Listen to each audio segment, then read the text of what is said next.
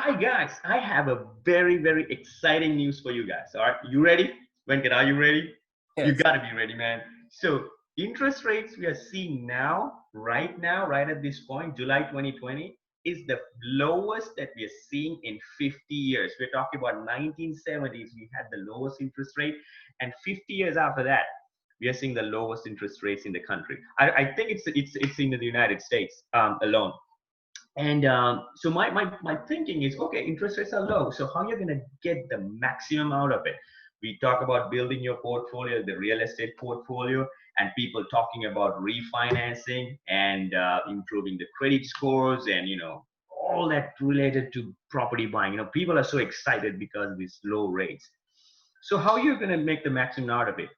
Like, okay, I have three properties. Should I go for refinancing or should I think of going for another house? Is this the best time for that? And how do you strategize this low interest rates to your advantage? So we're going to talk about that, how to strategize this thing, and probably focusing more on refinancing, right?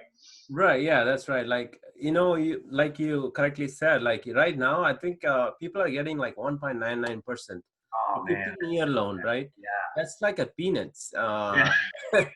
And if you like, you could actually buy 10 properties. Like right now, if you want, if you have some cash flow, right, 20-25% down payment, if you can put, Mhm. just uh, or like most of you guys probably have a higher interest loan, like most of your loan probably in 4%, above 4%, because you got it like several years ago, if maybe last 5 years ago. If you got it last 5 years or 10 years, you probably have like around 4 to 5, between 4 to 5 or 4 to 6 even, right, percentage loan, your interest. So like it, based on the situation, what do you have, like if you have multiple properties and you have you're paying like 4 to 6% interest, I would do a cash out refinancing. That's the best option right now, right? You probably have built up some equity on those houses because you paid 20-25% on it, down payment, right? Let's say each house you have 50 to $100,000 equity, right? Let's say you have three houses, so it's like $200,000 equity. So you can actually get around 160,000 cash on top of refinancing. Like let's say you're paying like 4.5% on that, right? You can make it to 2.5%, reduce 2%, right? 2%, it's like you would be paying like several $100 less in your mortgage payment, Yeah, and your rent is not going to go down because yeah. you You're are getting already rent collecting at that price. Yeah. that Don't big money, right? don't compromise your rental income. Right. All the rental income is right now, it's still the same, but even though the mortgage is reduced, the rates reduced, right?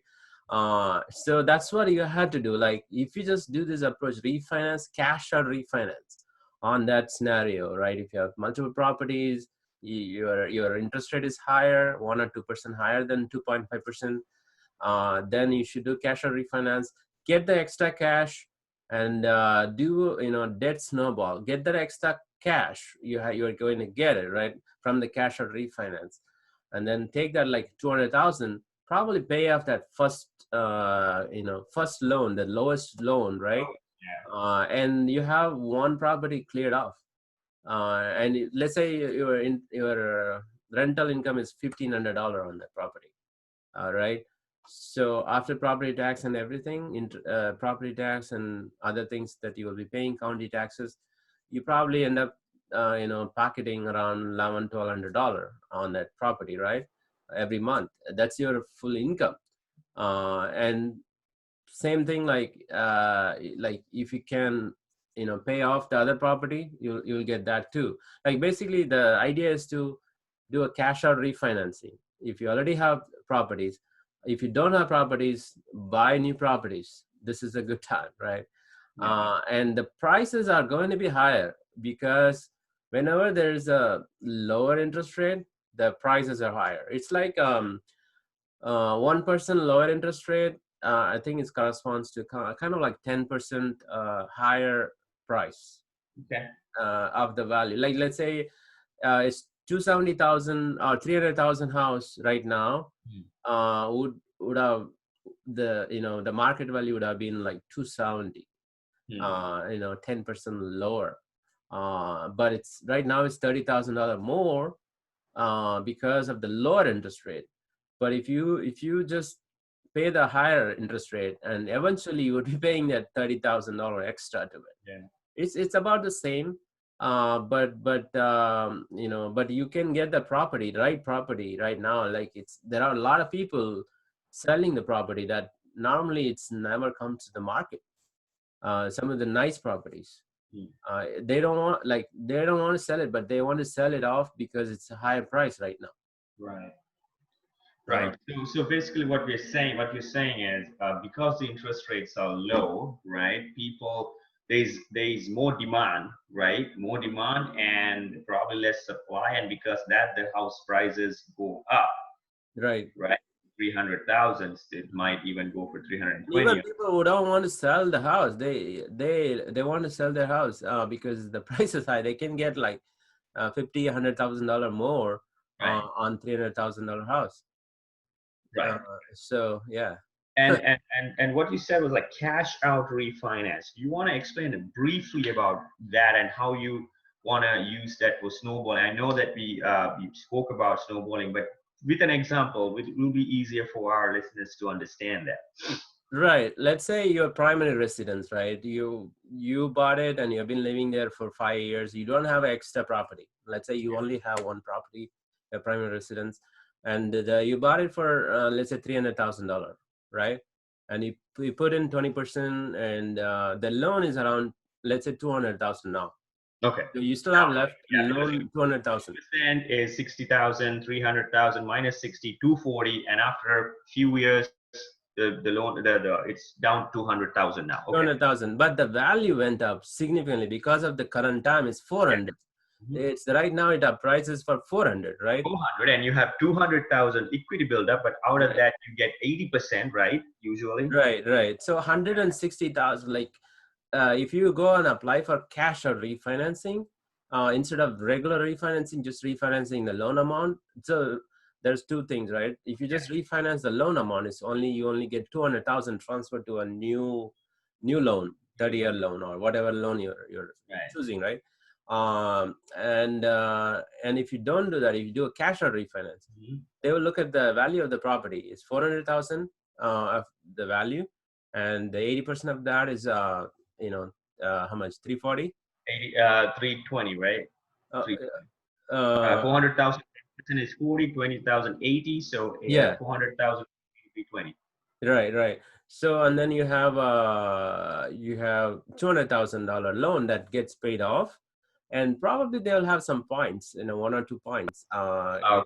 and Oh, so that's closing a all little bit. different Yeah, a points, little right? bit Yeah. closing cost, and like let's say you won't get 120,000 cash. You probably get 110,000, 112,000 cash.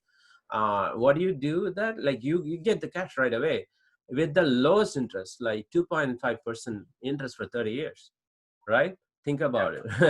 And take that money and buy two properties. Maybe you could buy like 250, 250. Let's say, so for the 250, you would be how much is the, like if you want to put 25%, right? So, oh, uh you 20% or 25? 25, like 25% gives you a good rate, Okay. for the rental property, right? So 60,000, 60,000, exactly, that's going to put it into the right in the picture, right?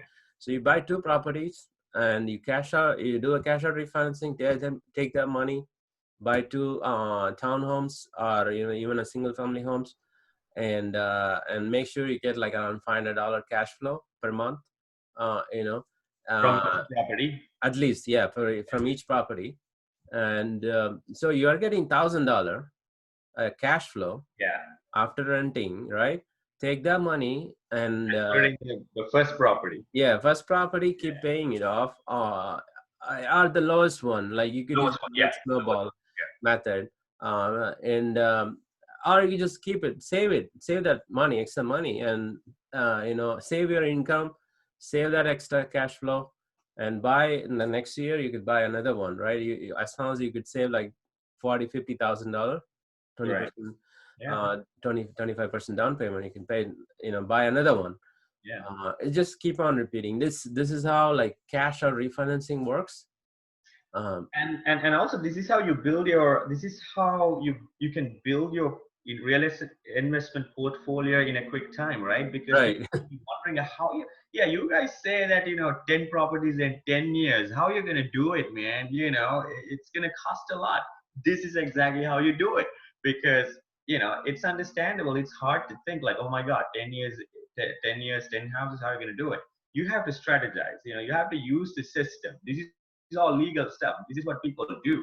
It's not that the properties are not going to fall into your lap, fall into our lap. So you have to use the strategies and do your research and do it at the right time.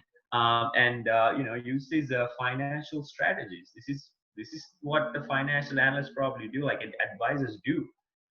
So this is all free advice from us. Right, You don't right, have. yeah. And the main thing is like make sure credit score is good. Like you could like anything about 740, like keep up with that. Yeah, Don't ruin it. If there is a medical bill, like $10, $20, they will, even these guys send it to credit bureaus. collections. Yeah, Uh, but anything less than $100 is not medical bill. It's not considered like it won't be affected much. But anything above $100, like you need to just pay it off, dispute it, just make your credit good. That way you'd get like lowest interest possible. And if one lender is not giving you guys the right one that you are thinking in your mind, you calculated and all these numbers looks good, and yeah, you wanted to get that loan, but some lenders not going, not cooperating with you, keep negotiating with them. And if they're not doing, go to another one, right? You yeah. have 45 days to shop around. Once you Right. pull the credit report, you have 45 days. So you could do like 5 6 lenders. And all the big banks normally have very stringent rules, but you can go to the smaller one, you can go to the online one. There are so many out there. You Yeah, just look for the one, and we don't want to recommend any specific one, but there are local credit unions you can go in your cities, in your town. And also you can try like 5 to 6 different lenders and yeah. compare those loan estimates they're going to give you, right?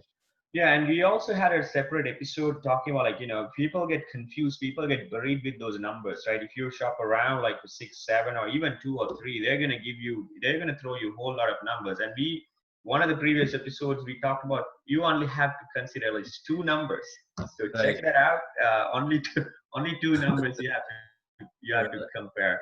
And so if you don't remember what those are, check out the other episode, or if not, just drop a quick comment on the box below.